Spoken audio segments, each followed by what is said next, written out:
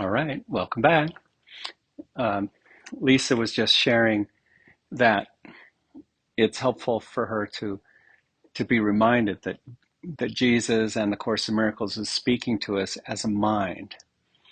Remember, the mind is outside of time and space, projecting the world we see in time and space, which is why time and space are so illusory. You know, the quantum physicist and Einstein really broke that whole thing open and said the whole universe resembles a mind more than a thing, and why it's so slippery, and why even time changes according to its proximity to mass and weird stuff. See, there's nothing consistent here. The speed of light was consistent in Einstein's equation at the time, but now they're saying even that's not consistent. So we'll never find anything consistent here except change. And what is God's will? What is heaven? But changeless. Changeless, formless, perfect, and eternal. Four characteristics we'll never find here. So, just little reminders. And we'll start today with lesson number 74, legs up the wall again, head on the bolster. And I'll have you scoot in a little closer than normal to the wall.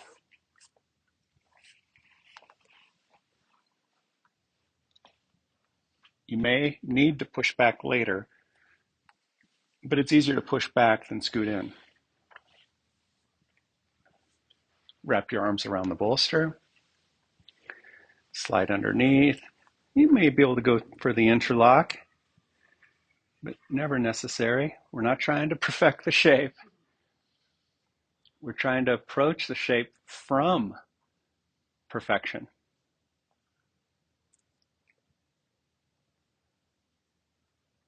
Yeah, God's will is perfect. And in lesson number 74, it says, there is no will but God's.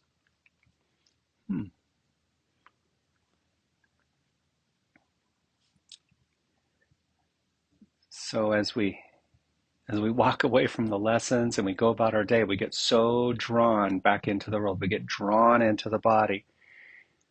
And that's why Jesus is encouraging us to have these thoughts, these little practice periods more frequent until the thought of union never leaves us. And you'll know you're progressing because your forehead will be more serene and you'll smile more frequently. That's how you tell you're advancing in the practice.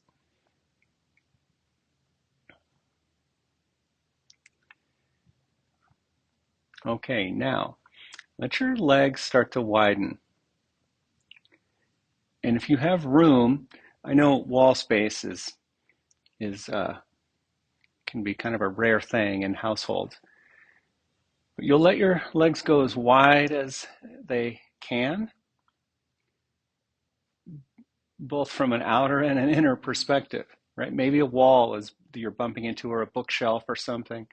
And in Lisa's case here, the wall kind of stops on both sides. So she might be able to go lower, but she's not. If her heels start to leave, she's just going to stop there.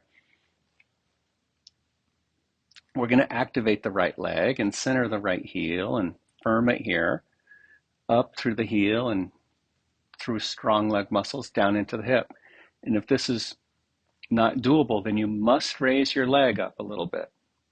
Just have a moment here, activating this leg, and then let it rest, and let the left leg engage. Centering the heel, firming the thigh. So you can feel the compressive forces come down into the hip. It's got to feel safe and doable. Okay, relax. And I'm going to read the opening paragraph here. Manage the sensation. Keep it safe on every level, physical, mental, and emotional. The idea for today can be regarded as the central thought toward which all our exercises are directed. Okay, this is an important thought. There is no will but God's. God's is the only will. When you have recognized this, you have recognized that your will is His. Done with idle wishes. The belief that conflict is possible has gone. All right, so where does conflict get resolved? Within. All conflict is inner conflict. Now we get to stop pointing our fingers at the outer world and we just get to start changing our mind about it. Peace has replaced this strange idea that you are torn by conflicting goals. As an expression of the will of God, you have no goal but His. I'm an expression of the will of God. Therefore, my goal is alignment with His.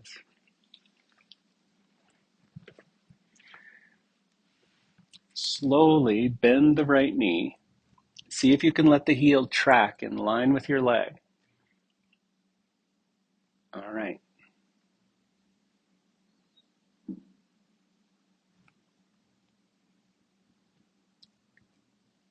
Good, and we're looking for unique compression down inside the right hip and the groin area. Getting some of that? Okay. If you're not getting some of that, you could scoot even closer to the wall. But it's okay. Don't disrupt a good meditation. We're not searching for sensation after all. We're searching and we're finding peace, which is the will of God within our hearts and minds. What a mistake to go searching for sensation.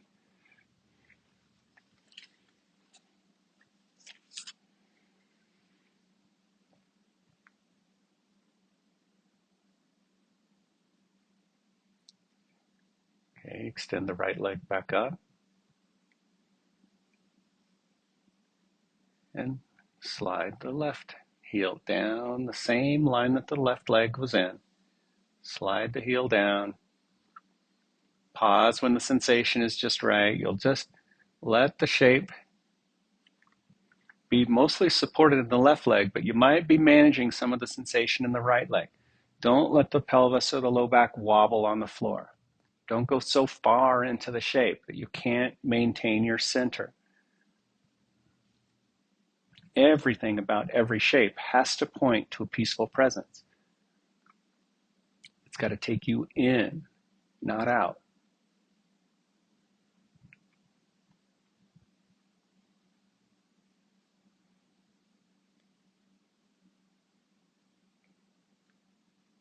There is no will but God's. Thank you.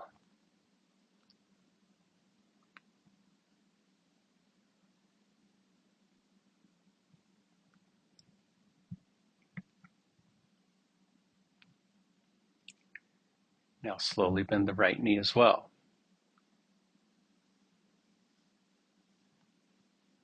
So both knees may be about 90 degrees or less.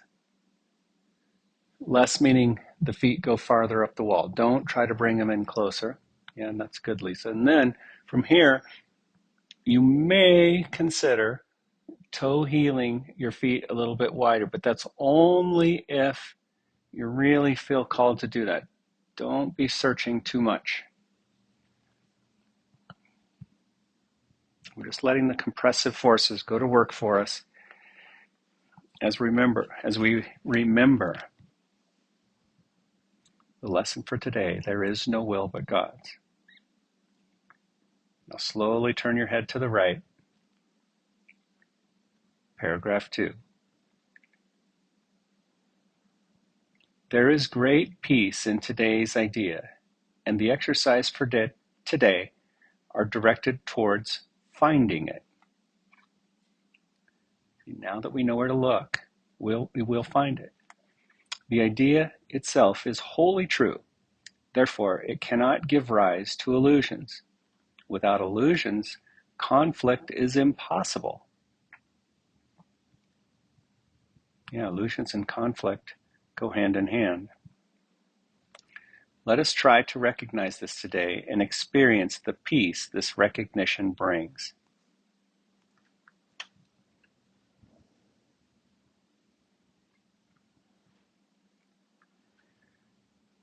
See, the ego might look at a shape, might look at the shape that you have and say that that there's conflict because it doesn't look like Lisa's shape or somebody else's shape. No, that's just endorsing the illusion. It's miscreating conflict.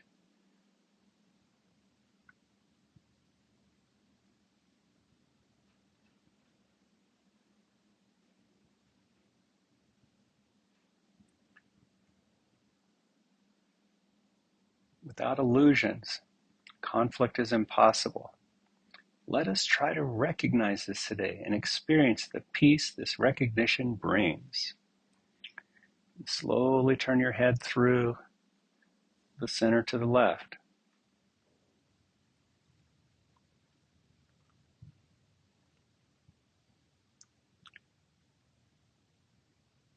See? Can you feel the sensation as sensation? Only the ego would judge it as problematic. There is no will but God's. I cannot be in conflict.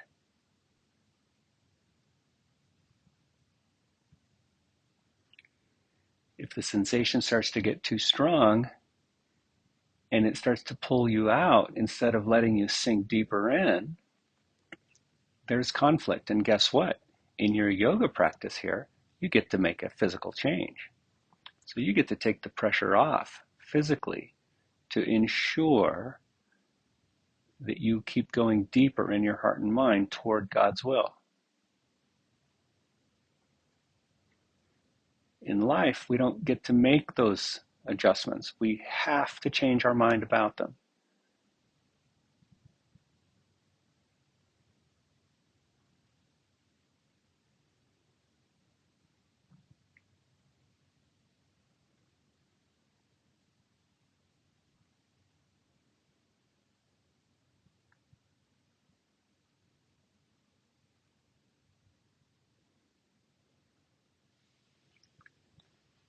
Bring your head back to the center.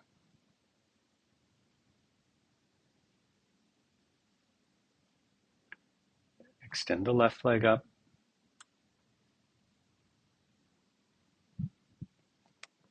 Extend the right leg up. And if you have room, without letting one leg go further than the other, have a moment of passivity, if possible.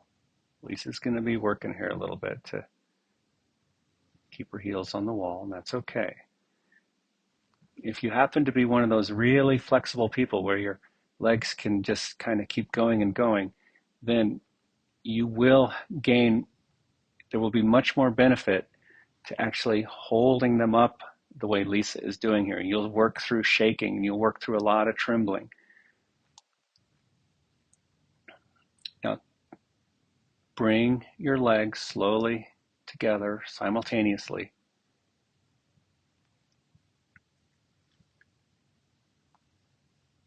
Nice. Legs together. Rest. Rest here. If you have your fingers interlocked, switch the interlock. There is no will but God's, I cannot be in conflict. And then it offers up some related thoughts, such as, quite simply, I am at peace. Nothing can disturb me. My will is God's. My will and God's are one. God wills peace for his Son.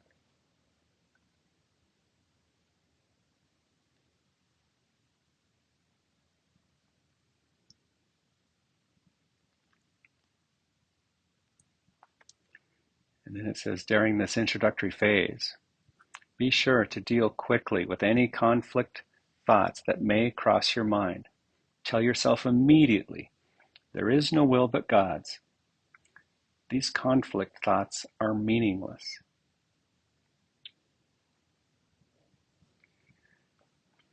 There are professionals out there who specialize in conflict resolution, and they're especially good at going into corporations or working environments where there's a lot of conflict and resolving the conflict. And the good ones on some level know that all conflict is internal. And this is how we all become conflict resolution experts. It only takes one. I catch myself in an argument or something. I mean, if you find yourself arguing for some worldly thing, there's conflict. All you got to do is let that go. Become more forgiving and accepting, and the peace just comes into your heart. That's what we want to teach. The peace that is inherent within us all.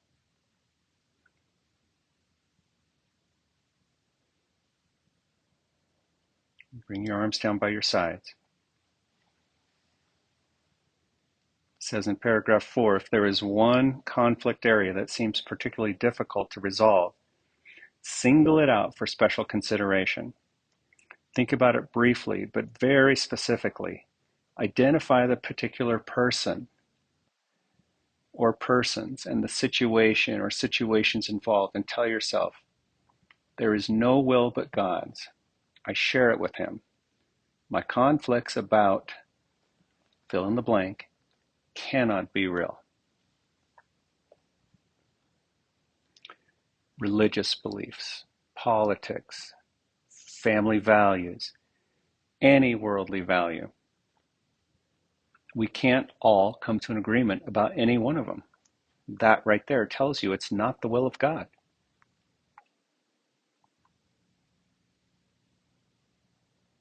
So we'll let it go.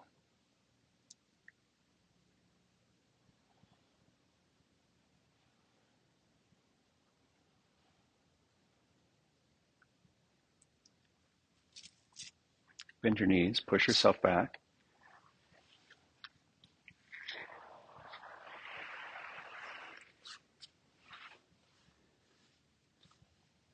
Good. Stretch your legs out on the floor and just feel the change on your body, the way your body adapts to the floor here.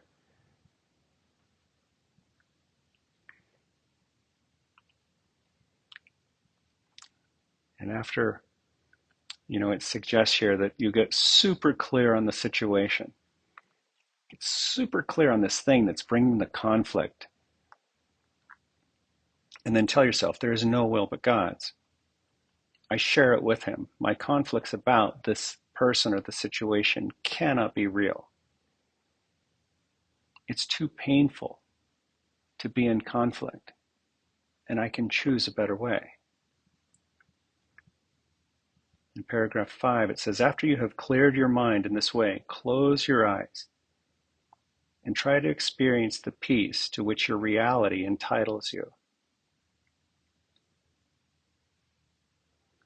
So let's play here and think of a person or a situation that brings conflict, brings grievance, brings anger, brings even a mild annoyance.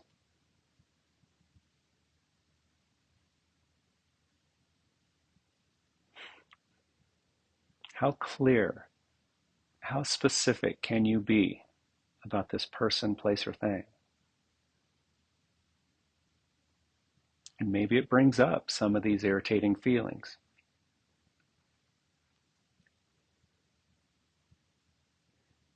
Keep that idea, roll onto one side, push yourself up, find a comfortable seat.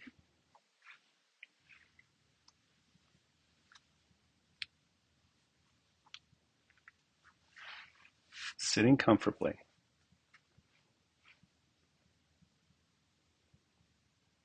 get clear on the conflict once again.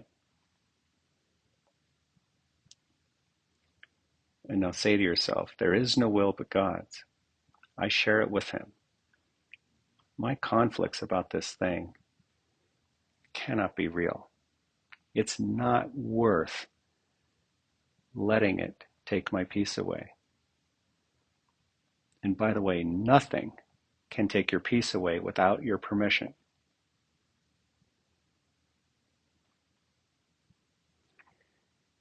After you have cleared your mind in this way, close your eyes and try to experience the peace to which your reality entitles you. Sink into it and feel it closing around you. There may be some temptation to mistake these attempts for withdrawal, but the difference is easily detected. You are succeeding. You will feel a deep sense of joy and an increased alertness rather than a feeling of drowsiness and enervation. See, grievances just take so much energy.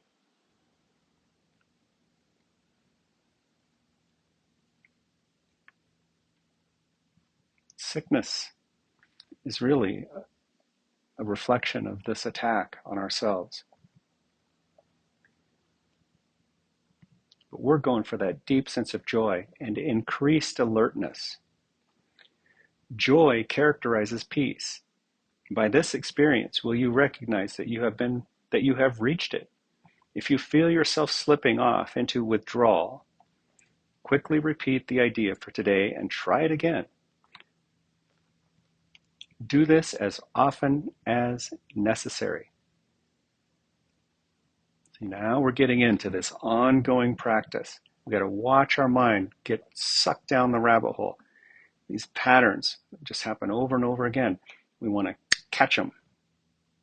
There is definite gain in refusing to allow retreat into withdrawal, even if you do not experience the peace you seek.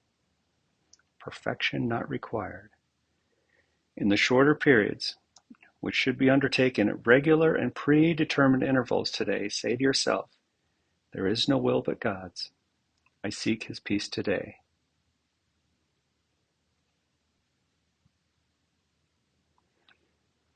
Bring your hands to your heart as an outer expression of the peace that we seek and will find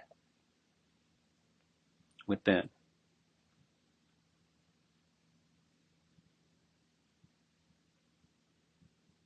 When I want only peace, I'll have it. When I want only love, I'll know it. Namaste.